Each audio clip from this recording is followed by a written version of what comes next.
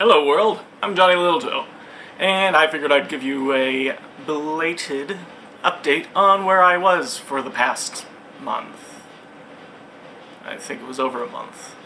Anyway, so yeah, for several reasons, starting out with, I think I was just kind of sick, and didn't have the energy to be doing any videos, and then I kind of got sidetracked by Dark Souls, because that's a really fun game, but I can't record that, unfortunately.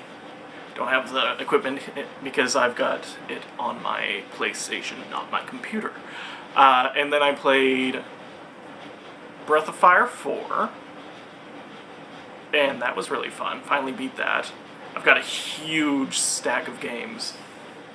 Actually, I have a huge stack of games that I have not gotten through.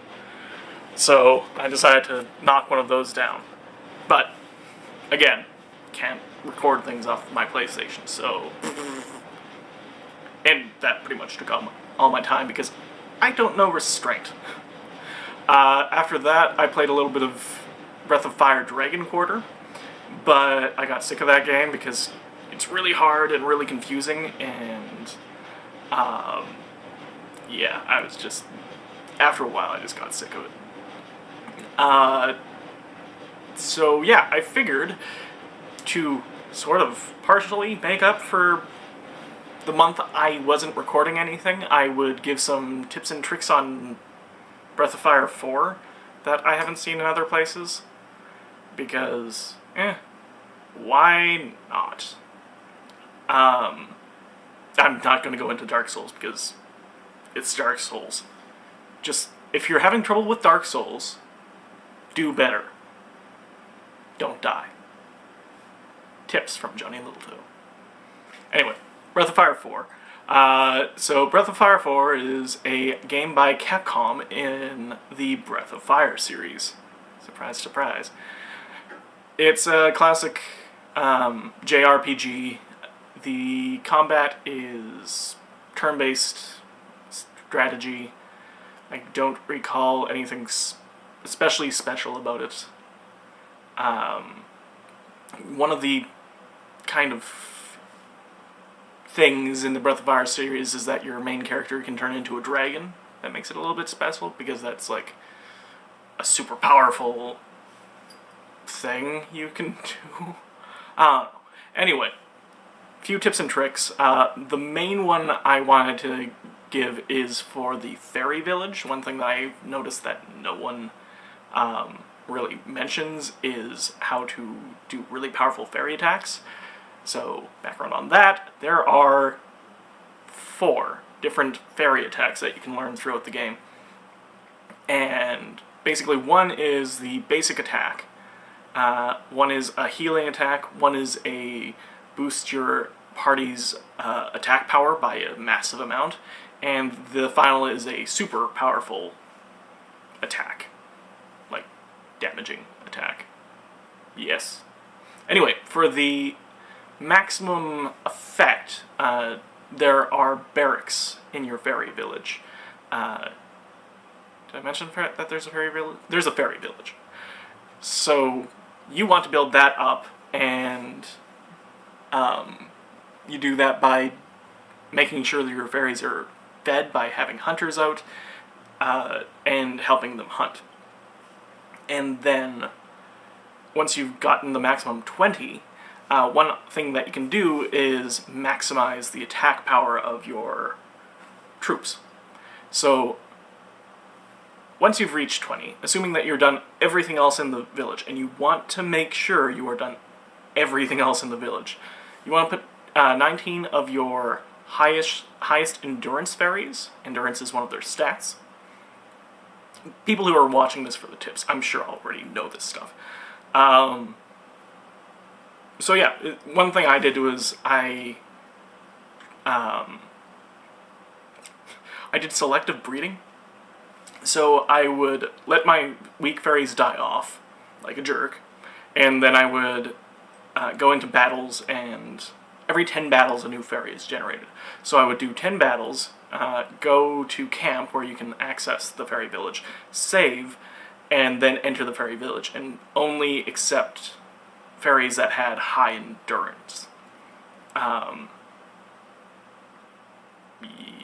Yes. Right, so I would just restart if it had a low endurance, the one that was born. So I did this over and over again until I had this massive amount of high endurance fairies. I put 19 into the different barracks around my village, and then 1 into the music house, because you need the music house fairy so that you can use the war shout ability, which boosts attack power, as I mentioned earlier. But when you leave the village, you'll have these 19, or all your fairies in houses, but you won't have anyone hunting. Now, if you don't hunt, you don't get food, and if you don't have food, your fairies start to die. You don't want that. However, they will not die until you re-enter the village. So once you are done with everything else in the village, you can put them all into houses and never return, and none of your fairies will ever die, while having the maximum attack power put into those attacks.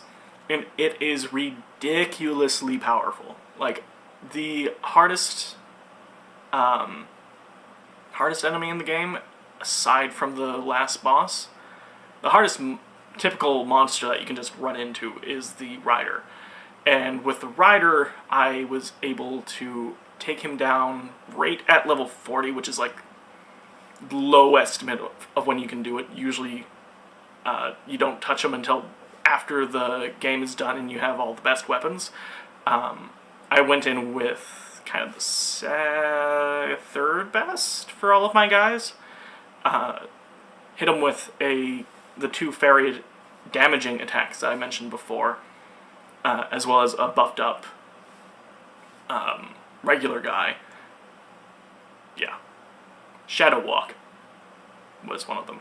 Critical attack. A guaranteed critical attack. So yeah, by killing Rider, you get the Cursed Sword? Yes, the Cursed Sword, which increases its damage by the amount that your health, the more health you have left, the more damage it does, which is really good in dragon form. It's for Ryu. Using the, whatever the top dragon transformation is, you get massive damage on top of whatever bonuses you get for being in dragon form. So that is a really good sword to have in certain situations, though it does steal your life and prevents you from being healed. Which I didn't read anywhere that it prevents you from being healed. I learned that the hard way. That wasn't great. So yeah, once I got to that point, pretty much the rest of the game was a breeze. Except for the final boss, but that's because I decided not to transform during the final boss. I don't like transforming, it just seems too overpowered. And I think that was pretty much... I think I had other tips, but I've completely forgotten them because I put this off for too long. But yeah, maybe I'll comment in the comment section about other things if they come to me. But yeah, that's where I've been, what I've been doing. Little tidbit so that, hey, something came out of it for you guys. Yay! Yeah, now I'm back to Adventure Ball. I don't have any videos for right now, so I need to record more Adventure Ball, and I don't wanna! Though I can record some more Dungeon Mans too, which is great, because that's fun.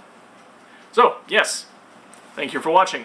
I have been your host, Johnyliltoe, and I will see you next time.